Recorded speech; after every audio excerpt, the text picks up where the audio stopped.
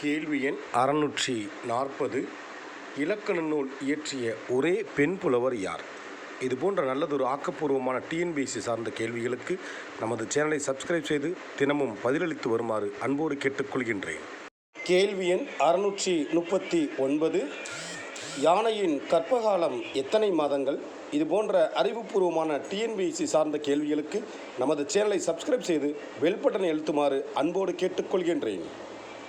கேள்வி எண் 638. பால்வீதி என்னும் நூலின் ஆசிரியர் யார்? இது போன்ற நல்லதொரு ஆக்கப்பூர்வமான கேள்விகளுக்கு நமது சேனலை சப்ஸ்கிரைப் செய்து பெல் பட்டனை அழுத்தி பயனடையுமாறு அன்போடு கேட்டுக்கொள்கின்றேன். உங்கள் கவிஞனாய் கவிஞர் சோதுகுடி சண்முகன். கேள்வி எண் 636. பொருளாதாரத்தில் நோபல் பரிசு பெற்ற முதல் இந்தியர் யார்?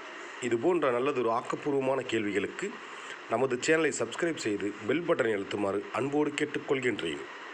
மகிழ்வும் தோழமையும் உங்கள் கவிஞனாய் கவிஞர் சோதுகுடி சண்முகன். கேள்வி எண் 635. உலகின் மிகப்பெரிய கடல் எது? இது போன்ற நல்லதொரு ஆக்கப்பூர்வமான டிஎன்பிஎஸ்சி கேள்வி சார்ந்த விஷயங்களை அறிந்து கொள்ள நமது சேனலை சப்ஸ்கிரைப் செய்து பெல் பட்டனை அழுத்துமாறு அன்போடு கேட்டுக்கொள்கின்றேன். மகிழ்வும் தோழமையும் உங்கள் கவிஞனாய் கவிஞர் சோதுகுடி சண்முகன். கேள்வி எண் 634. காய்கறி வளர்ப்பு பற்றிய படிப்பு என்ன? இது ஒரு டிஎன்பிஎஸ்சி சார்ந்த கேள்வியாகும். இது போன்ற நல்லதொரு ஆக்கப்பூர்வமான கேள்விகளுக்கு நமது சேனலை சப்ஸ்கிரைப் செய்து பெல் பட்டனை அழுத்தி தினந்தோறும் பயனடையுமாறு அன்போடு கேட்டுக்கொள்கின்றேன். மகிழ்வும் தோழமையும். கேள்வி எண் 633.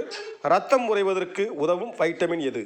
இது போன்ற நல்லதொரு ஆக்கப்பூர்வமான டிஎன்பிஎஸ்சி சார்ந்த கேள்விகளுக்கு நமது சேனலை சப்ஸ்கிரைப் செய்து பெல் பட்டனை அழுத்தி மாணாக்கர்களும் நமது குழந்தைகளும் பயன்படும் வகையில் தினமும் பதிலளித்து வர அன்போடு கேட்டுக்கொள்கின்றேன்.